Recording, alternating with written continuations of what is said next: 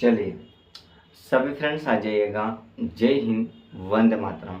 आप सभी का स्वागत है जय जीवा एकेडमी चैनल में। फ्रेंड्स जो कि शिक्षक परिवार से जुड़ा है, फ्रेंड्स आज के इस वीडियो में हम लेंगे तो सेट थर्ड CDP यानी कि हम 15 important questions. But friends class start करने से पहले आप लोगों से एक रिक्वेस्ट है कि अगर आप जय जीवा एकेडमी चैनल में नए हो तो चैनल को जो है जल्दी से सब्सक्राइब कर लीजिएगा और अपने प्यारे दोस्तों में शेयर कर दीजिएगा। सब्सक्राइब करने का रीज़न ये है फ्रेंड्स कि हर रोज़ जो है हम नए नए वीडियोस लेकर आते हैं वो आप तक सबसे पहले पहुंच जाएं। और फ्रेंड्स एक बात आपको याद दिला दें कि आपको जो है मतलब आपका सीटेट का जो है अभी 2 से 4 दिन मतलब बचे हैं, ठीक है, क्योंकि आपको जो है 7 तारीख को क्या है एग्ज़ाम है। तो इसलिए आपको हम बार बार कहते हैं कि थोड़ा ध्यान से देखिएगा। अगर आपको जो है पूरी वीडियोस देखना है, जैसे हमने जो है आप लोगों के लिए थ्योरी जो है पूरी कवर करवाई थी, तो अगर आपको थ्योरी की क्लासेस देखना है तो हमारे चैनल की जो है प्लेलिस्ट है, वहाँ पर जाकर आप जो है मतलब पूरी थ्योरी क्लासेस देख सकते हो। क्योंकि थ्योरी से क्या होता है कि अगर एग्जामिनर कहीं से भी क्वेश्चन उठा के देता है तो उस क्वेश्चंस का आंसर जो है हमारे को ऑटोमेटिकली बनाते आ जाते हैं।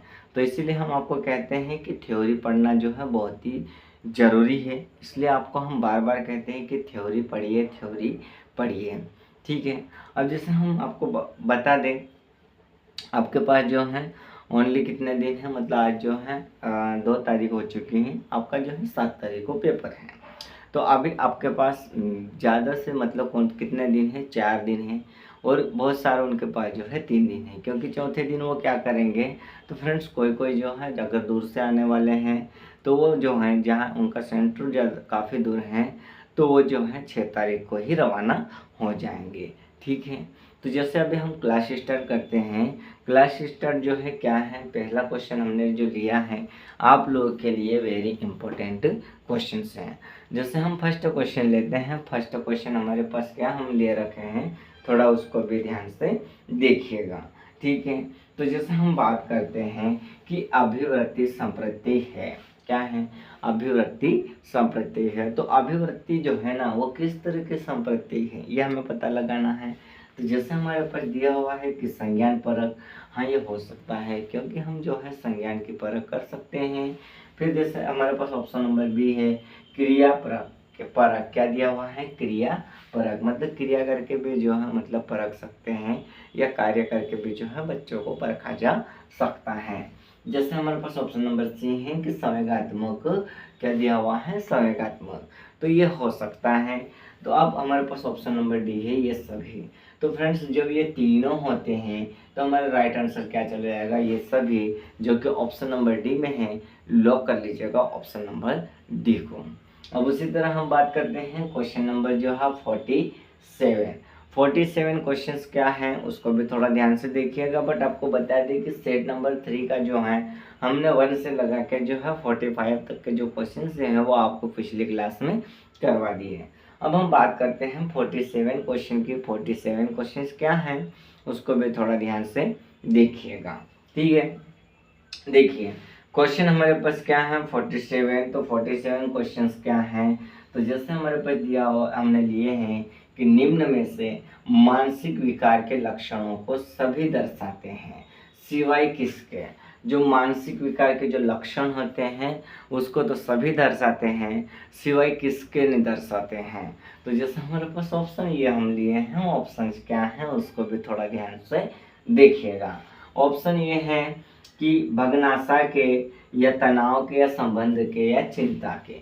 तो जब फ्रेंड्स बात करते हैं मानसिक विकार के जो लक्षण होते हैं ये भग्नाशा के भी दर्शाते हैं और तनाव के भी दर्शाते हैं और चिंतन के भी, बट सिवाय जो है संबंध के जो है वो नहीं दर्शाते हैं, जो कि हमारे पास दिया हुआ है ऑप्शन नंबर सी में।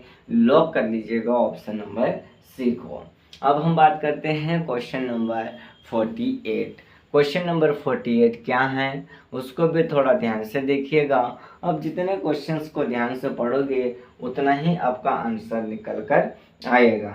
बट अगर आप क्वेश्चंस को नहीं ध्यान से पढ़ोगे तो आपका आंसर भी जो है अच्छे से मतलब आपको जो है निकालते नहीं आएगा, ठीक है, पहले क्वेश्चंस को पढ़िएगा, फिर उसको समझिएगा कि क्वेश्चन का कहने का मतलब क्या है, वो किस तरह से जो है बात कर रहा है, उस हिसाब से जो है आपको आंसर निकाल के लाना है। ठीक है, क्वेश्चन से ही आंसर निकल के आते हैं, बट आप जो है ना यही गलती करते हो, क्वेश्चंस को ध्यान से नहीं पढ़ते हो। आप एक बार क्वेश्चन पढ़ लिए और उसको बिना समझे बिना सोचे जो है आप क्या करते हो, एग्ज़ाम में जो है उसका आंसर जो है आप टिक लगा देते हो। बट आपको जो है क्वेश्चंस को ध्यान से पढ़ना पड़ेगा ताकि आपका आंसर जो है मतलब क्लियरली हो सके। ठीक है, अब देखिएगा क्वेश्चन नंबर 48। क्वेश्चन नंबर 48 क्या है कि निम्नवत में अभिप्रेरणा के घटकों की पहचान करें। किसमें कि निम्नवत में, मतलब जैसे निम्न जो है बिंदु दिए हुए हैं और उसमें से जो हमें क्या है अभिप्रेरणा के जो घटक होते हैं उनके हमें क्या करना है, पहचान करना है। तो जैसे हमारे पास ऑप्शन हम ले रखे हैं कि आवश्यकता, अंतर्नोद या प्रोत्साहन। तो इसकी जो आवश्यकता जो मतलब अभिप्रेरणा के जो घटक की जो पहचान की जाती है वो आवश्यकता से भी की जाती है, अंतर्नोद से भी की जाती है, प्रोत्साहन से भी की जाती है। तो इसका मतलब इसका राइट आंसर चले जाएगा उपयुक्त सभी, जो कि दिया हुआ है फ्रेंड्स ऑप्शन नंबर डी में। लॉक कर लीजिएगा ऑप्शन नंबर डी को। अब हम बात करते हैं क्वेश्चन नंबर 49। क्वेश्चन नंबर 49 क्या है उसको भी थोड़ा ध्यान से पढ़िएगा, आपका आंसर जो है ऑटोमेटिकली आ जाएगा। क्वेश्चन नंबर जो है 49 कि निम्न में से कौन सा शिक्षण का स्तर नहीं है। इसने क्या पूछा कि यहाँ पर जो है स्तर दिए हुए हैं, बट इन स्तरों जैसे 4 ऑप्शन में 4 स्तर दिया हुआ है और इन 4 ऑप्शन में से एक ऐसा स्तर दिया हुआ है जो कि शिक्षण का स्तर नहीं है। तो जैसे हमारे पास क्या है कि निगेटिव क्वेश्चन पूछा है, तो निगेटिव का भाई क्या होगा, निगेटिव होगा। तो हमें कौन सा लेना है, मतलब निगेटिव का भाई निगेटिव का पता लगाना है। तो जैसे हमारे पास ऑप्शन हैं कि अभिप्रेरणा का स्तर या स्मृति का स्तर, अवबोध का स्तर या प्रत्यावर्ती का स्तर। तो फ्रेंड्स इसके जब शिक्षण स्तर नहीं है तो कौन सा नहीं है, तो अभिप्रेरणा का स्तर जो होता है वो शिक्षा के स्तर में नहीं होता है। तो इसलिए इसका राइट आंसर हमारा चले जाएगा ऑप्शन नंबर ए। लॉक कर लीजिएगा ऑप्शन नंबर ए को। ठीक है, अब देखिएगा क्वेश्चन नंबर 15। क्वेश्चन नंबर 15 क्या है उसको भी थोड़ा ध्यान से देखिएगा ताकि आपको जो है क्वेश्चन नंबर 15 का आंसर भी जो है उसी क्वेश्चन से आपको निकल जाए, क्योंकि इसमें जो है 2 से 4 क्वेश्चन हमने जो है निगेटिव लिए हैं। क्योंकि निगेटिव का भाई निगेटिव आपको जो है आंसर भी कैसा लाना है, निगेटिव लाना है। तो जैसे हमारे पास हमने क्वेश्चंस लिए हैं, क्वेश्चन क्या है उसको भी थोड़ा ध्यान से देखिएगा। तो 15 क्वेश्चन जैसे कि निम्न में से कौन सा विकास की विशेषता नहीं है। इसने क्या बोला कि ये जो है निम्नलिखित हमारे पास जो है ऑप्शन यानी कि बिंदु हम लिए हैं, बट इसमें से जो है विकास की विशेषता नहीं है। तो कौन सा पॉइंट ऐसा है, कौन सा बिंदु ऐसा है जो विकास की विशेषता में या विकास के गुण में नहीं होता है। तो जैसे हमारे पास ऑप्शन ये है कि दिशात्मक होना, हाँ ये होता है, ठीक है ना, ये दिशात्मक होता है, मतलब विकास जो होता है वो दिशाहीन होता है। संचयी होना ये भी होता है। विकास के गुण या विशेषता की अगर बात की जाती है तो दिशात्मक भी होना और संचयी भी होना और विशिष्ट भी होना, ठीक है। बट अभी हम जो ऑप्शन नंबर डी की बात करते हैं कि अनियंत्रित एवं स्वतंत्र होना, विकास जो होता है वो अनियंत्रित या स्वतंत्र रूप से नहीं होता है। तो इसलिए इसका राइट आंसर चला जाएगा ऑप्शन नंबर डी। लॉक कर लीजिएगा ऑप्शन नंबर डी को। ठीक है, आप लोग जो है क्लास कैसी है, आप लोग लास्ट में जो है पूरी क्लास देखिएगा, क्योंकि बीच में अगर आप क्लास छोड़ोगे तो आपको जो हम जो समझा रहे हैं वो आपको समझ में बिल्कुल भी नहीं आएगा। इसलिए शुरू से अंत तक जो है पूरी क्लास देखिएगा ताकि आपको जो है अच्छे से समझ में आ जाए। अब हम बात करते हैं क्वेश्चन नंबर 51। किसकी बात करते हैं, क्वेश्चन नंबर 51 की। क्वेश्चन नंबर 51 क्या है कि इनमें से कौन सा सूक्ष्म शिक्षण की विचारधारा से संबंधित नहीं है। देखिएगा इसमें मतलब महान वैज्ञानिकों का नाम दिया हुआ है, वो इसने पूछने का मतलब ये है कि जो सूक्ष्म शिक्षण होती है उसके विचारधारा से, मतलब कि विचारधारा जो विचार से संबंधित नहीं है। किससे, विचार से। विचार किसका, तो सूक्ष्म शिक्षण का। तो जैसे हमारे पास ऑप्शन ये है कि ब्रूस भाई साहब दिया हो, सॉरी ब्रश हो गया है, ब्रूस भाई साहब का है, डेविड होम्स का है, या DW एलन का है, या एचिसन का। तो इसका संबंध जो है मतलब कि सूक्ष्म शिक्षण की विचारधारा से संबंधित नहीं है। तो वो कौन से महान वैज्ञानिक है जो विचारधारा यानी कि सूक्ष्म शिक्षण की विचारधारा से संबंधित नहीं है? तो वह कौन से महान वैज्ञानिक है? तो डेविड होम्स भाई साहब है, जो कि मतलब हमारे सूक्ष्म शिक्षण की विचारधारा से संबंधित नहीं है। ऑप्शन नंबर बी इसका राइट आंसर चले जाएगा, लॉक कर लीजिएगा ऑप्शन नंबर बी। अब उसी तरह हम बात करते हैं क्वेश्चन नंबर 52 की। किसकी बात करेंगे? Question number 52। अब क्वेश्चन नंबर 52 क्या है उसको भी जो है आपको ध्यान से पढ़िएगा और उसका आंसर जो है कमेंट करके बताइएगा। लास्ट में फ्रेंड्स आपको जो है हम एक क्वेश्चन देंगे जो कि आपको उसका आंसर जो है कमेंट करके बताना है। उसका आंसर क्या आएगा, उसको किस तरह से सॉल्व किया जाता है, यह आपको कमेंट करके बताना है। ठीक है, अब क्वेश्चन नंबर जो है 52 क्वेश्चन हमने लिए हैं। तो निम्न में से कौन सा फ्लेंडर की अंतःक्रिया विश्लेषण प्रणाली से संबंधित नहीं है? अब ये क्वेश्चन कैसा है? तो ये क्वेश्चन भी हमारा निगेटिव है।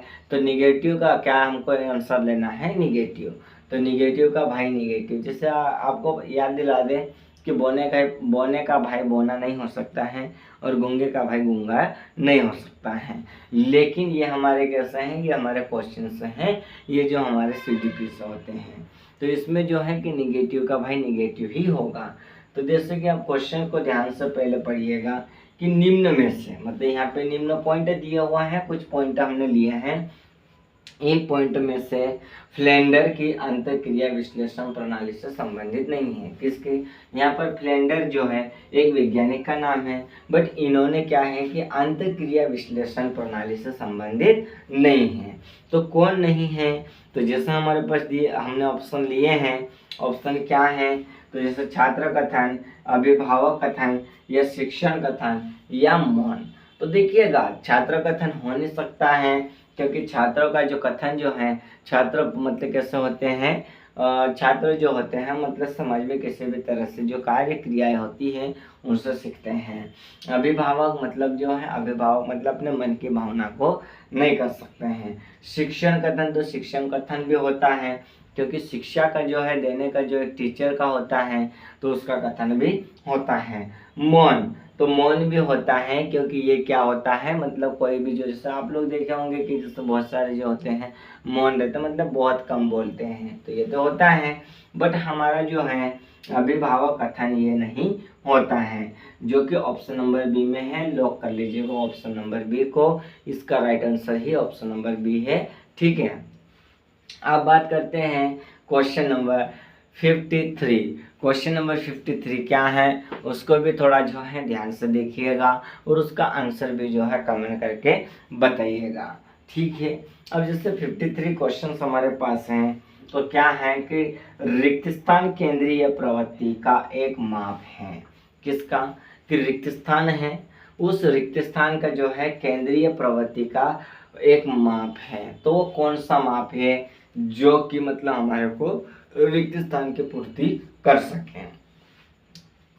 जैसे कि ऑप्शन नंबर हमने लिए हैं, प्रसार क्षेत्र, माध्यिक, या औसत विचलन, या मानक विचलन। तो जब हम बात करते हैं केंद्रीय की बात करते हैं, तो केंद्रीय में क्या होता है? माध्यिका होता है। क्या होता है? माध्यिका होता है। हमने माध्यिक लिखा था, बट उसके लिए आप लोगों से जो है सॉरी, बट इसका जो है माध्यिका। तो जो बीच केंद्र में होता है, बीच सेंटर में होता है, उसे क्या कहा जाता है? तो माध्यिका कहा जाता है। तो इसलिए इसका राइट आंसर क्या चला जाएगा? माध्यिका, जो कि ऑप्शन नंबर बी में दिया हुआ है। लॉक कर लीजिएगा ऑप्शन नंबर बी को। ठीक है, अब हम बात करते हैं क्वेश्चन नंबर आगे का। क्वेश्चन नंबर आगे क्या है वो हम आपको देंगे, आपको जो है उसका आंसर जो है कमेंट करके बताना है। तो जैसे हमारे पास क्वेश्चन नंबर क्या है, तो क्वेश्चन नंबर जैसे हमने लिया था 44 क्वेश्चंस ये हैं कि रिक्त स्थान अधिगम के प्राथमिक नियमों में से एक है। क्या है? रिक्त स्थान अधिगम के क्या है? अधिगम, अधिगम का मतलब क्या होता है फ्रेंड्स, तो सीखना। अधिगम के प्राथमिक क्या है, प्राथमिक प्राथमिक नियमों, किसमें, प्राथमिक नियमों में से एक है। अब देखिएगा, प्राथमिक नियमों में से एक है, अधिगम मतलब कि सीखने का जो है, तो सीखने के प्राथमिक नियमों में से एक है। तो कौन सा नियम है जो मतलब सीखने के नियम में से एक है? जैसे option number A, option number A क्या है, अभिवृत्ति का नियम। किसका नियम, अभिवृत्ति का नियम, अभिवृत्ति का नियम। Option number B, option number B हम ले रहे हैं आप लोगों के लिए, तो प्रभाव का नियम। किसका नियम फ्रेंड्स, प्रभाव का नियम, का नियम। Option number C, option number C क्या है, समानता का नियम। क्या है, समानता का नियम, समानता का नियम। और ऑप्शन नंबर डी क्या है, ऑप्शन नंबर डी ये है कि उपयुक्त सभी, यानी कि उपयुक्त सभी। तो इसका आंसर जो है आपको कमेंट करके बताना है। फ्रेंड्स आज की इस क्लास में जो है हमने जो है इतने क्वेश्चन आपको करवाए, बट आपको क्लास कैसी लगी आप कमेंट करके बताइएगा और अपने फ्रेंड्स में शेयर करिएगा। फ्रेंड्स अब जो है अब हम मिलते हैं नेक्स्ट क्लास में, तब तक के लिए फ्रेंड्स आप सभी को जो है शुभ रात्रि, गुड नाइट एंड फ्रेंड्स जय हिंद फ्रेंड्स।